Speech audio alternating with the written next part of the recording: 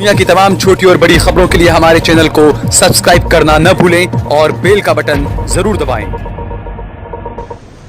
देश के 46वें chief justice रहे रंजन गोगोई जब रिटायर हुए तब उन्होंने कहा था कि वो सीधे आसाम चले जाएंगे, लेकिन राष्ट्रपति रामनाथ कोविंद ने उन्हें राज्यसभा के लिए मनोनीत कर दिया। ये वही चीफ जस्टिस थे जिन्होंने 12 जनवरी 2018 को 4 जजों के साथ मिलकर एक प्रेस कॉन्फ्रेंस की थी और तत्कालीन चीफ जस्टिस दीपक मिश्रा के खिलाफ कई गंभीर आरोप लगाए थे और उस वक्त ये बताया जा रहा था कि लोकतंत्र खतरे में है।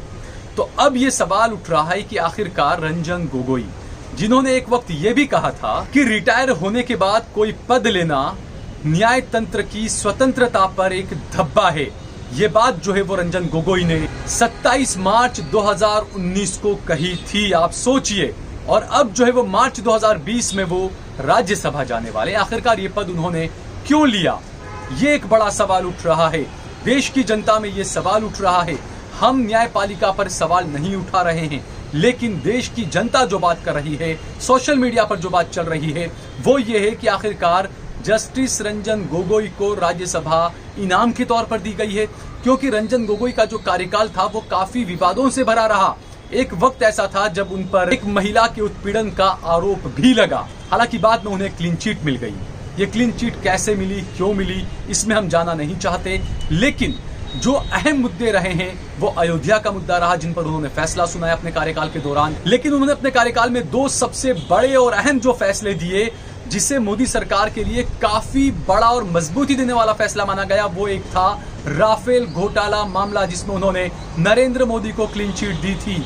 ये सबसे बड़ा अहम जो है वो फैसला उन्होंने सुनाया था। इसके अलावा एक वो मुद्दा जो एनआरसी का रहा, एनआरसी पर रंजन गोगोई ने जो है वो कई मामलों पर सुनवाई की थी, एनआरसी से जुड़े हुए मामलों पर, और असम में जो है वो एनआरसी कराने को लेकर जो उन्होंने फैसले दिए थे, ये जो है वो अहम फैसले हैं, जिससे बीजेपी को आने वाले वक्त की राजनीति में जो है वो मजबूती मिली।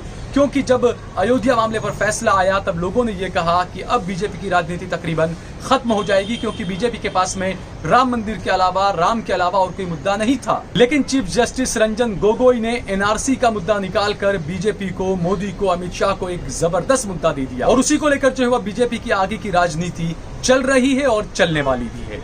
लेकिन सवाल ये उठ रहा है कि आखिरकार जस्टिस रंजन गोगोई को राज्यसभा क्यों भेजा गया? क्या उन्हें इसी का इनाम दिया गया है?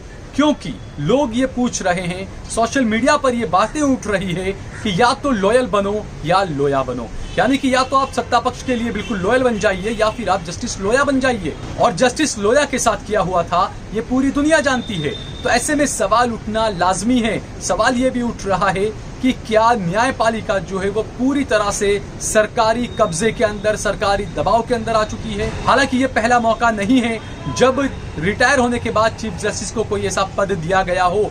इससे पहले गुजरात के कई ऐसे गंभीर मामले थे, उसमें नरेंद्र मोदी और अमित शाह को जिस जज ने क्लीन चिट दी थी, सुप्रीम कोर्ट के वो जस्टिस सदाशिव को भी जो है वो केरल का गवर्नर बनाया था मोदी सरकार ने, उन्हें भी जो है वो इनाम दिया गया था खुद को क्लीन चिट देने का। तो यकीनन सवाल जो है वो जनता के मन में उठना लाजमी है।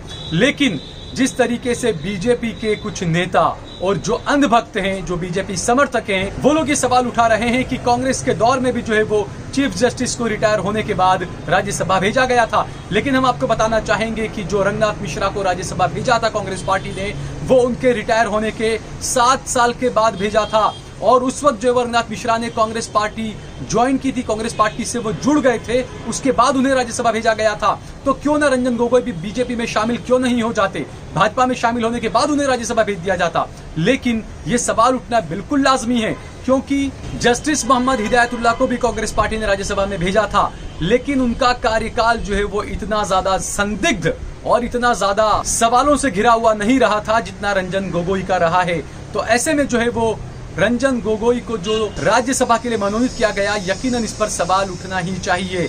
दूसरी बात, भाजपा के नेता और कुछ अंधभक्त और अंध समर्थक ये जो कह रहे हैं कि जस्टिस रंजन गोगोई को राज्यसभा भेजा जाने का विरोध क्यों हो रहा है, तो हम आपसे ये भी कहना चाहेंगे कि क्या आपको भाजपा के दिवंगत नेता अरुण जेटली का वो बयान याद नहीं है जब उन्होंने कहा था कि रिटायरमेंट के बाद 2 साल का जो है वो कूलिंग पीरियड होना चाहिए और उसके बाद ही कोई पद दिया जाना चाहिए।